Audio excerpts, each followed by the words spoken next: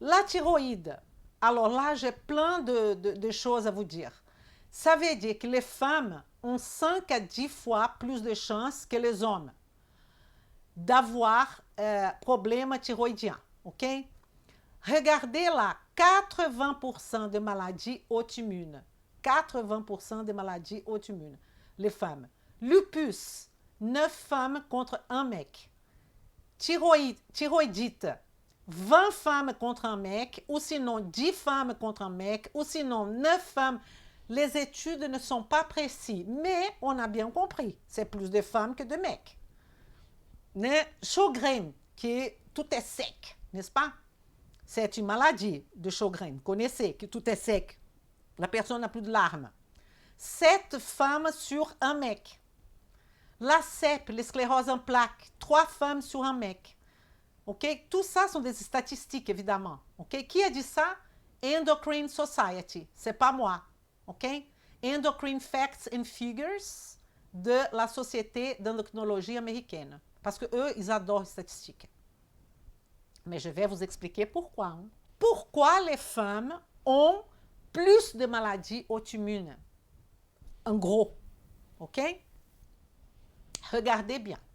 Ici, j'ai les chromosomes sexuels de la femme, XX, et les chromosomes sexuels de l'homme, XY. On est d'accord? Les XY de l'homme, les Y est de petite taille. Vous êtes d'accord? Il y a peu de gènes, peu d'informations, ou on peut dire moins d'informations que X. On est d'accord? Donc, je vais vous expliquer qu'est-ce que ça veut dire inactivation altérée du chromosome X. De femmes, pas deux hommes, de femmes. Nous, on a deux X. Qu'est-ce que ça veut dire? Ça veut dire que XX, le X est de grande taille et là, ça va rentrer de nombreux gènes. Vous comprenez? Donc, normalement, on a une inactivation d'un X. Normalement, physiologiquement parlant. OK? Il y a ce gène qui est inactivé. Sur le 2X, il y a un qui est inactivé. L'ARN de grande taille va recouvrir un X. Écoutez-moi. Et on aura la méthylation qui sera présente dans un X. Qu'est-ce que fait la méthylation? Qu'est-ce qui fait la méthylation? La méthylation, elle va faire le silence du gène, n'est-ce pas? Donc, la méthylation va silencier un X. Un X. Ça, c'est physiologique. OK? Et donc, elle va faire la méthylation de l'ADN au travers des histones, que j'ai déjà expliqué d'ailleurs, les histones qui protègent notre ADN, mais un sera méthylé, et donc silence. Ce n'est pas le cas de l'acétylation qui fait le contraire. Donc, il sera méthylé et on va former ce qu'on appelle les corpuscules de Bach. Regardez ça. Quelle merveille.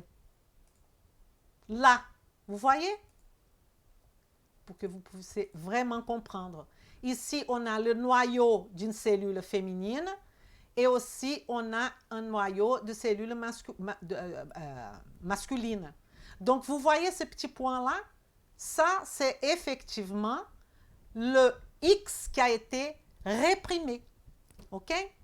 Donc, je n'ai pas fini pour expliquer. Ça n'explique rien du tout pour l'instant. Donc, qu'est-ce qui va arriver? Les phénomènes épigénétiques. On aura une modification d'expression des gènes sans changer les codes ADN. Hein? Ça c'est la méthylation, hein? C'est l'épigénétique. Hein? C'est le seul exemple connu d'extension génique à l'échelle d'un chromosome entier. OK? Donc, inactivation de un X, s'il se fait d'une façon anormale, pas physiologique, on aura une augmentation de maladies auto-immunes. Et là, qu'est-ce qui va rentrer? Qu'est-ce qui va rentrer? La nutrition. Parce que je ne méthyle pas bien. Pourquoi? Homocystéine haute. Pour ceux qui ne comprennent pas ce que je dis, ce n'est pas grave. Vous allez comprendre. dans le futur.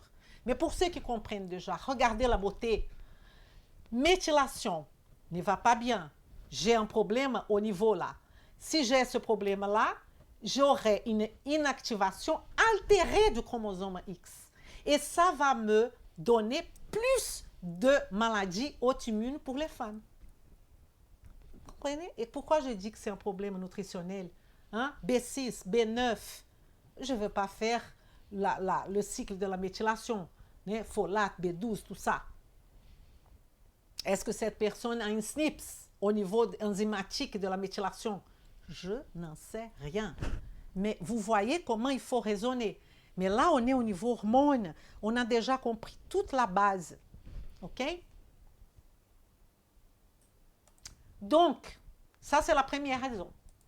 La deuxième raison, là, ça va compliquer un petit peu encore. Pourquoi les femmes sont plus susceptibles à avoir de maladies auto-immunes? Là, je vais vous mettre là. Oh. Nous sommes où là? Maturation et sélection de lymphocytes T dans les thymus. Vous savez que les thymus, c'est l'école des lymphocytes, n'est-ce pas? Les lymphocytes, ils apprennent à reconnaître nos antigènes dans cette école-là, dans les thymus. Et il va avoir une sélectivité. Quels sont les lymphocytes qui peuvent rester et les lymphocytes qui vont subir apoptose, qui seront morts. Donc, regardez ici, thymocyte. Thymocyte, c'est la cellule du thymus. OK? On va faire un double positif. Ça veut dire qu'on va apporter notre... C'est quoi CMH? C'est le complexe majeur de histocompatibilité. Pour ceux qui ne connaissent pas, ce n'est pas grave.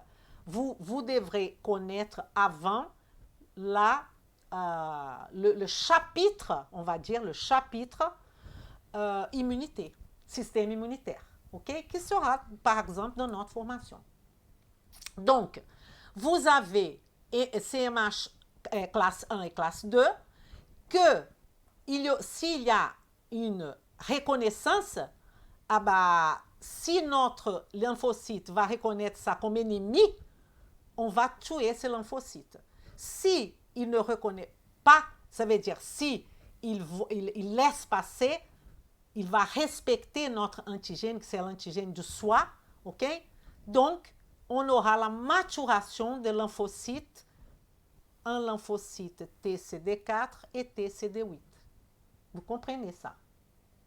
Tout ça pour vous dire que, pour ceux qui ne connaissent pas, pour vous dire que ici dans les thymus, c'est l'école des lymphocytes. Les lymphocytes qui vont vouloir reconnaître notre cellule comme antigène seront tués, apoptose. Et si lui, il laisse passer, ils vont vivre, tout simplement, pour agir en tant que lymphocyte, que c'est la défense adaptative de notre corps, n'est-ce pas? Tout ça pour dire ça. OK. Donc, qu'est-ce qui va se passer? Il y a, dans ce processus de la femme, il y a l'inhibition d'une protéine qui favorise les maladies auto-immunes. Comment s'appelle cette protéine? Cette protéine s'appelle AIRE, Autoimmune Regulator. C'est une protéine. Cette protéine, elle aide les thymus à éduquer les lymphocytes dans les thymus. Si j'ai une inhibition de cette protéine, ça veut dire que mes lymphocytes ne seront pas bien éduqués dans le thymus. Vous comprenez? C'est trop beau, quoi. Et alors, là va venir la raison. Pendant la puberté, nous, les femmes, on augmente les estrogènes. Ça, c'est un fait, tout le monde le sait. Parce que l'estrogène va participer de l'ovulation, première phase, après la progestérone, n'est-ce pas? Donc, on a une augmentation de l'estrogène pendant la puberté. Et qu'est-ce qui fait cet estrogène? Ah, l'estrogène peut inhiber la protéine R. Vous voyez? Qui est responsable pour aider à éduquer les lymphocytes. Donc, on va, attention, les taux de méthylation du gène R va augmenter parce que vous avez compris que quand on a présence de méthylation, on va inhiber l'expression génétique. OK? Donc, la présence d'estrogène augmente la méthylation, augmente hyperméthylation. Donc, on va inhiber le R. Si on inhibe le R, le thymus ne va pas être aussi bien capable de sélectionner les lymphocytes qui ne nous reconnaissent pas en tant qu'ennemis. Et là, on aura cette foutue augmentation de maladies auto-immunes. Quelle beauté! Quelle beauté, mon Dieu. Si vous ne trouvez pas ça beau, c'est parce que vous n'avez pas rien compris. Et augmentation de la susceptibilité aux maladies auto-immunes, comme je viens de vous expliquer. Donc, on a vu la raison numéro 1, inactivation altérée du chromosome X. On a vu la raison numéro 2, pourquoi les femmes, inhibition de la protéine R qui favorise les maladies auto-immunes. Et il y a dans les articles une raison qui s'appelle microchimérisme fœtal. C'est pas compliqué. L'échange, j'ai écrit parce que c'est quelque chose que c'est pas évident, que c'est l'échange physiologique des cellules entre la mère et son fœtus. Évidemment, le fœtus peut être un fœtus masculin ou féminin. Ces cellules peuvent être ensuite considérées comme des éléments étrangers. Et là, pour les hommes aussi, mais surtout les femmes, parce que les femmes seront plus exposées, parce qu'elles aussi, elles font ces échanges quand elles sont enceintes. OK? Et donc, ça augmente l'exposition de ces échanges et favorise la maladie auto-immune. Vem comigo!